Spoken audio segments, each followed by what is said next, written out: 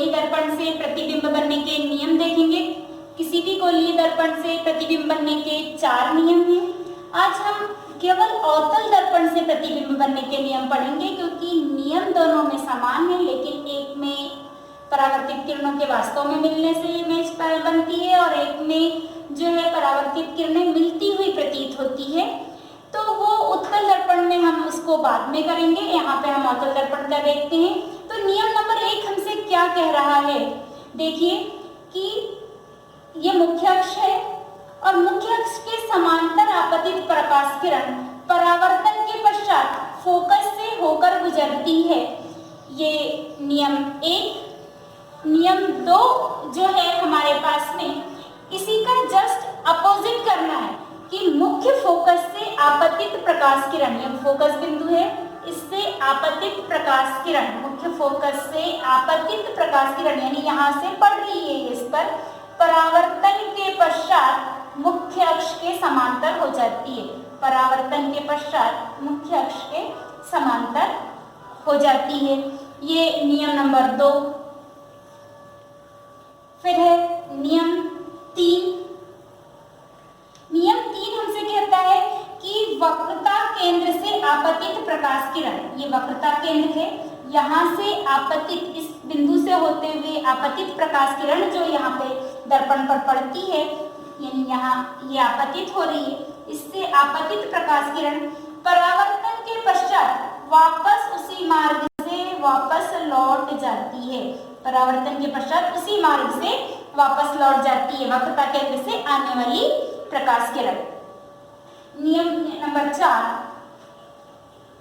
यहाँ पर जो है ये मुख्य अक्ष पर तिरछे से आपतित प्रकाश किरण, इस प्रकार से एक आपतित प्रकाश किरण जो कहाँ पड़ रही है, ध्रुव पर पड़ती है। एक आपतित प्रकाश किरण जो ध्रुव पर पड़ती है, यह परावर्तन के पश्चात यहाँ जितना भी कोण आई बनाती है, ये मुख्य अक्ष के साथ में आपतित प्रकाश किरण ने आपतन कोण बनाया, यह जो है परावर्तन के पश्चात उतने ही अंश का कोण बनाती हुई परावर्तित हो जाती है। इसका ये कोण R, यानी हम परावर्तन के नियम में पढ़ चुके हैं, angle I equal angle R। परावर्तन के नियमों का पूर्णतः पालन, परावर्तन के नियमों का पालन प्रत्येक उसमें होता है, लेकिन यहाँ चूंकि अभिलंब मुख्य अक्ष डायरेक्ट है अभिलंब के रूप में, तो यहाँ पर ये जब इसके पोल पर आती है, ध्रुव पर, परावर्तन के पश्चात उतने ही अंश का कोण बनाती हुई लौट जाती है। ये नियम 4 है। इस से ही किन्हीं 2 परावर्तित किरणों के मिलने से ही इमेज फॉर्मेशन होता है। इस प्रकार हम देखेंगे अवतल दर्पण से प्रतिबिंब के जो नियम हमने पढ़े उनको यहाँ से आप नोट भी करेंगे कि मुख्य अक्ष के समांतर आपतित प्रकाश किरण परावर्तन के पश्चात फोकस से होकर गुजरती है। नियम 2, फोकस से होकर आपतित होने वाली प्रकाश किरण परावर्तन के पश्चात मुख्य अक्ष के समांतर हो जाती है। नियम 3, वक्रता केंद्र से आपतित होने वाली प्रकाश किरण परावर्तन के पश्चात वक्रता केंद्र से ही गुजर जाती है। और नियम 4, ध्रुव पर आपतित होने वाली प्रकाश किरण उतने ही अंश प्रतिबिंब निरूपण के कुछ नियम, जो 4 रूल्स होते हैं, वो चारों नियम हमने पढ़े थे। अब उन चारों नियमों का उपयोग करते हुए उनमें से कोई भी 2 किरण का उपयोग करते हुए हम अवतल दर्पण पर प्रतिबिंब कैसे, कहाँ बनता है, इसको किरण आरेख के द्वारा समझेंगे। और इसके लिए कोई भी 2 किरणों का होना आवश्यक होता है प्रतिबिंब निर्माण के लिए, जो हमने 4 रूल पढ़े उनमें से। तो अब हम सबसे पहला देखेंगे कि जब वस्तु अनंत पर हो, अनंत यानी बहुत दूरी पर जब कोई वस्तु रखी हुई हो, तो उसका प्रतिबिंब कहाँ और कैसे बनेगा अवतल दर्पण पर। तो मान लीजिए कहीं दूर वस्तु रखी हुई है, अब उससे समांतर चलकर आने वाली प्रकाश किरण इस प्रकार मुख्य अक्ष के समांतर आ रही है, तो हमने रूल पढ़ा है कि यह आपतित हो रही है उससे, वस्तु में दिखाई नहीं दे रही क्योंकि कहीं दूर रखी हुई है, तो उससे मुख्य अक्ष के समांतर आपतित प्रकाश किरणें मुख्य फोकस से होकर गुजरती है, ये हमने पढ़ा था। तो परावर्तन के पश्चात ये इस प्रकार से फोकस से होकर गुजरती है।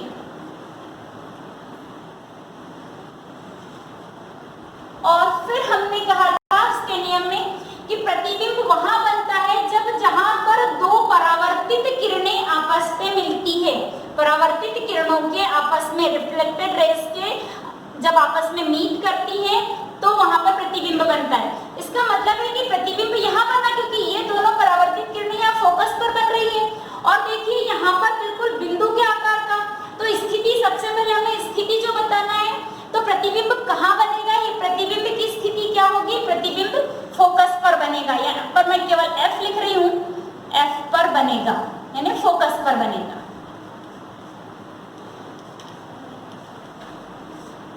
ठीक, अब इसका आकार देखिए बिल्कुल बिंदु साइज में दिख रहा है, तो इसका आकार क्या होगा, साइज बहुत छोटा, बिंदु के आकार का, बिंदु के आकार का, पॉइंटेड।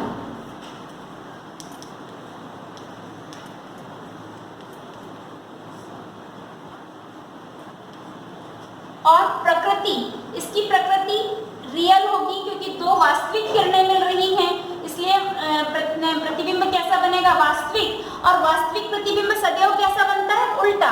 तो प्रकृति कैसी होगी, वास्तविक।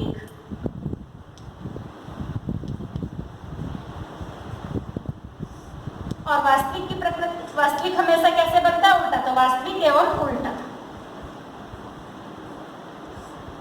इस प्रकार।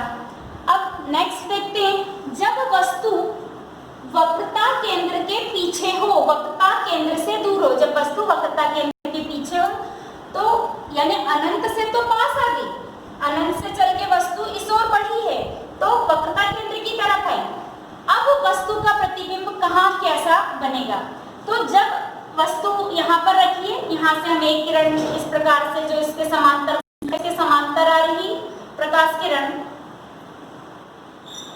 समांतर आपतित प्रकाश किरण फोकस बिंदु से होकर गुजरती है, तो इस प्रकार ये फोकस बिंदु से होकर गुजरी ये, और दो किरणों का होना जरूरी है, इसलिए अब दूसरी जो होगी ये हम यहाँ से इस प्रकार वक्रता केंद्र से होकर गुजर रही है, तो वक्रता केंद्र से आपतित प्रकाश किरण जो है ये परावर्तन के पश्चात वक्रता केंद्र से ही वापस लौट जाती है। ये नियम भी हमने पढ़ा कि वक्रता केंद्र से आने वाली प्रकाश किरण परावर्तन के पश्चात उसी मार्ग से वापस लौट जाती है, इसी मार्ग से वापस लौट गई, और दोनों परावर्तित किरणें जहां भी मिलती है वहां प्रतिबिंब का निर्माण होता है। ये दोनों किरणें कहाँ मिल रही हैं, ये C और F के बीच में, यानी वक्रता केंद्र और फोकस के बीच में बन रही हैं। तो इस प्रकार से प्रतिबिंब कहाँ प्राप्त होगा, वक्रता केंद्र और फोकस के बीच में। तो इसकी स्थिति क्या होगी, C और F के बीच में, C व F के बीच। अब आकार देखिए, यहाँ बिंदु का बना था जब वस्तु अनंत में थी, अब उससे थोड़ा तो बड़ा हो गया है। आकार कैसा होता जा रहा है, बढ़ता जा रहा है, जैसे जैसे वस्तु पास हो रही है आकार उसका बढ़ता जा रहा है, तो बिंदु से तो बढ़ा पर वस्तु से देखिए अभी भी छोटा है हमारे पास में आकार, तो वस्तु से छोटा ना, बिंदु के आकार का नहीं है पर वस्तु से छोटा। आकार कैसा होगा, वस्तु से छोटा। ऑब्जेक्ट जो भी लिया है हमने उससे इसकी इमेज जो है स्मॉल होगी, वस्तु से छोटा।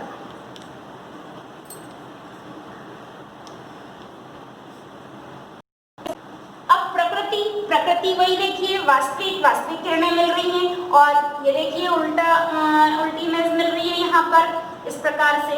ये A हमारे पास यहाँ नीचे आ गया है, अब ये पलट के ऐसे, जब भी मुख्य अक्ष के नीचे मिलेगी तो ये अब उल्टी, वास्तविक और उल्टी, तो प्रकृति वही वास्तविक एवं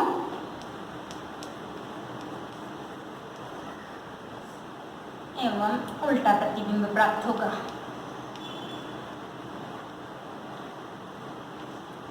ये नंबर 3 इज, जब वस्तु वक्रता केंद्र पर हो, जब पहले अनंत पे थी तो फोकस पे प्राप्त हुआ, अब वस्तु आगे आई वक्रता केंद्र के पीछे, तो प्रतिबिंब देखो लगातार पहले फोकस पे प्राप्त हुआ था, पहले इसमें प्रतिबिंब दूर खसक रहा है। वस्तु जब इस ओर बढ़ रही है तो प्रतिबिंब जो है इस ओर बढ़ते चला जा रहा है।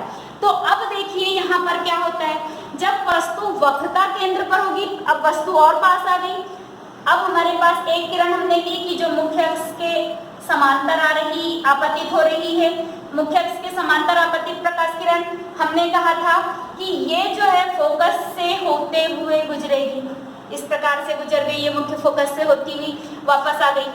अब जो दूसरी है ये हमने किया कि फोकस बिंदु से आपतित प्रकाश किरण, ये फोकस बिंदु से जो है आपतित, अब यहाँ पर प्रतिबिंब नहीं बनेगा, आप ये नहीं बोल सकते, क्यों? क्योंकि यहाँ एक आपतित प्रकाश किरण मिल रही है, दूसरी परावर्तित, जबकि प्रतिबिंब के नियम में हमने क्या कहा कि दो परावर्तित किरणें जब मिलती हैं तब जो है प्रतिबिंब का निर्माण होता है। तो अब ये परावर्तन के पश्चात मुख्य अक्ष के समांतर हो जाती है, फोकस से गुजरने वाली प्रकाश किरण मुख्य अक्ष के समांतर हो जाती है। तो इस प्रकार मुख्य अक्ष के समांतर प्रकाश किरण यहाँ पर ये परावर्तन के पश्चात मिल रही है, तब यहाँ पर देखिए कि प्रतिबिंब, यहाँ ये दो किरणें यहाँ मिल रही, तो प्रतिबिंब यहाँ बनेगा और अब वस्तु के आकार का होगा वास्तविक और उल्टा, यहीं पे बी डैश और ये ए डैश, इस प्रकार से। तो प्रतिबिंब की स्थिति क्या हो गई? वक्रता केंद्र पर ही है, सी पर, आकार वस्तु के बराबर, अब वस्तु से बराबर होना चालू, पहले बिंदु आकार का, फिर वस्तु से छोटा, अब क्या हो गया? वस्तु के बराबर हो गया।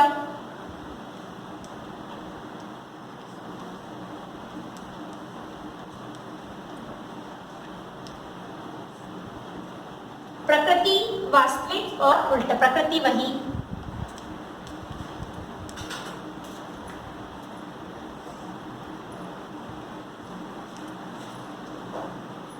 वास्तविक एवं उल्टा प्रतिबिंब प्राप्त होगा। नेक्स्ट नंबर 4, जब वस्तु, अब वस्तु और पास आते चली जा रही है इस प्रकार से, अब वक्रता केंद्र से भी और अंदर चली गई, तो वक्रता केंद्र और फोकस के बीच जब वस्तु हो, वक्रता केंद्र और फोकस के बीच जब वस्तु हो, तब देखिए इसका प्रतिबिंब कहां पर प्राप्त होगा? एक किरण इसके समांतर चलाई, समांतर आपतित प्रकाश किरण फोकस से होकर गुजरती है, इस प्रकार से ये गुजर गई, फोकस से होकर परावर्तित हो गई। दूसरी किरण हम वक्रता केंद्र से ले लेते हैं कि इस प्रकार ये वक्रता केंद्र से तक जा रही है, तो वक्रता केंद्र से आपतित होने वाली प्रकाश किरण परावर्तन के पश्चात भी वक्रता केंद्र से ही गुजरती है, ये नियम है हमारा, वक्रता केंद्र से होकर जाने वाली किरण परावर्तन के पश्चात भी वक्रता केंद्र से ही गुजरती है। अब ये दो किरणें यहाँ पर आकर मिल रही है, यानी प्रतिबिंब यहाँ पर बनेगा इसका, इस प्रकार से ये प्रतिबिंब प्राप्त हुआ। तो प्रतिबिंब की स्थिति क्या हो गई? वक्रता केंद्र के पीछे, सी से परे, सी के पीछे, सी से दूर भी लिख सकते हैं या पीछे, पीछे लिख लेते हैं, ये लिख दिया है चूंकि सी के पीछे या सी से दूर, वक्रता केंद्र से दूर। आकार जो है ये देखिए, इसका आकार वस्तु से बहुत बड़ा, वक्रता केंद्र में वस्तु के बराबर आ गया था, अब जो है वक्रता वस्तु से आकार में ये जो है बड़ा होगा, वस्तु से बड़ा।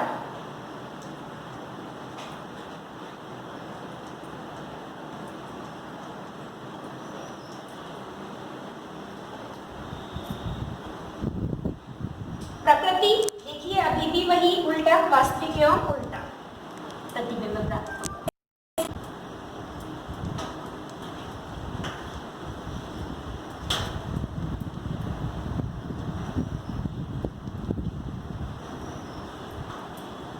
वास्तविक एवं उल्टा प्रतिबिंब प्राप्त हो गया। अब नेक्स्ट, वस्तु और पास आते जा रही, फोकस पर आ गई। जब वस्तु फोकस पर है तब इसका देखें कि जब वस्तु फोकस पर हो, एक समांतर किरण इस प्रकार चली, इस पे समांतर प्रकाश, मुख्य अक्ष के समांतर प्रकाश किरण फोकस से होकर गुजरेगी, ये इस प्रकार से फोकस से होकर गुजर रही, ये ठीक है, ये परावर्तित हो रही है। और दूसरी जो है हम इसको वक्रता केंद्र से बना देते हैं, निकाल देते हैं। वक्रता केंद्र से प्रतिबिंब प्राप्त होगा और वस्तु से बड़ा। जैसे यहाँ जब वस्तु अनंत पर थी तो फोकस पर बिंदु पर प्रतिबिंब प्राप्त हुआ था, उसी प्रकार यहाँ जो प्रतिबिंब प्राप्त होगा इसकी स्थिति जो होगी अब अनंत पर।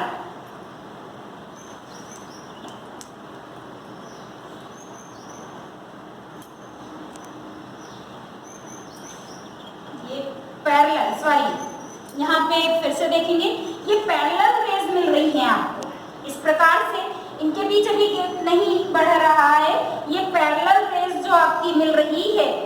और इसका मतलब है कि वस्तु अनंत पर कहीं जो है इसका वस्तु का प्रतिबिंब अनंत पर बन रहा है। ये किरणें जो है पैरेलल हो रही है, समांतर हो रही है दोनों।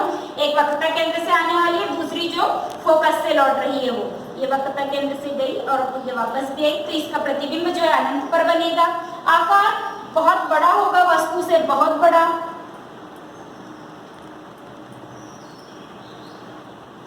बहुत बड़ा कह सकते हैं हम, बहुत बड़ा होगा और इसकी प्रकृति वास्तविक एवं उल्टी ही बनेगा ये।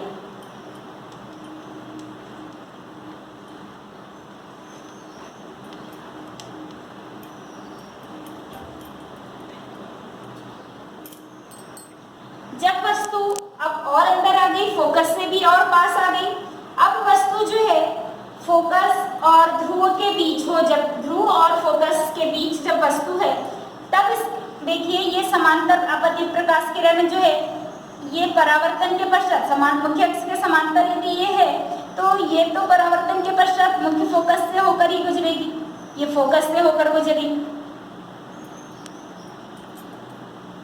और जो वक्रता केंद्र से होकर जाने वाली प्रकाश किरण जो है ये इस प्रकार से, तो इस प्रकार जो है यहाँ जो है इनके बीच ये देखिए यहाँ पे गैप इतना कम था, ये गैप कंटिन्यू बढ़ता जा रहा है। मतलब ये दोनों रेस तो कहीं पे मीट नहीं करनी है, और जब ये दोनों रेस यहाँ मीट नहीं करने वाली हैं तो प्रतिबिंब इधर दर्पण के सामने तो बनेगा नहीं और वास्तविक किरणों के मिलने से बनेगा नहीं। अब इनको जो है हम आगे बढ़ा दें, इस प्रकार से ये जाएगी, इसको भी यदि हम आगे बढ़ाते हुए जाएं तो इस प्रकार ये यहाँ मीट करेंगी। ये देखिए ये इस प्रकार से ये मीट करेंगी, तो यहाँ जो है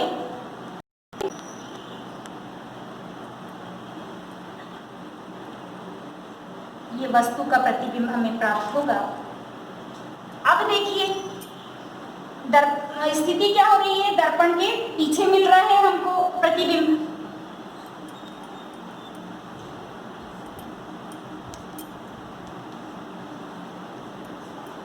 आकार वस्तु से बहुत बड़ा, आवर्धित।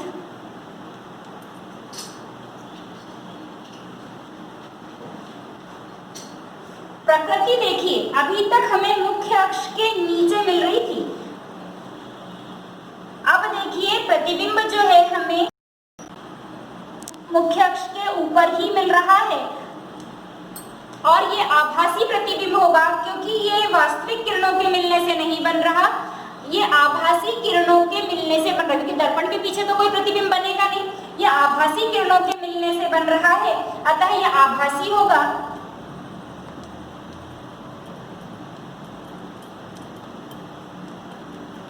और देखिए ये प्रतिबिंब सीधा है, जहां वस्तु जैसी रखी है उसी ओर बना हुआ है, तो आभासी एवं सीधा। इस प्रकार अवतल दर्पण से प्रतिबिंब बनने के ये 6 प्रकार हैं, 6 इस प्रकार से हो सकते हैं। ये आज हमने देखा। जय हिंद, जय।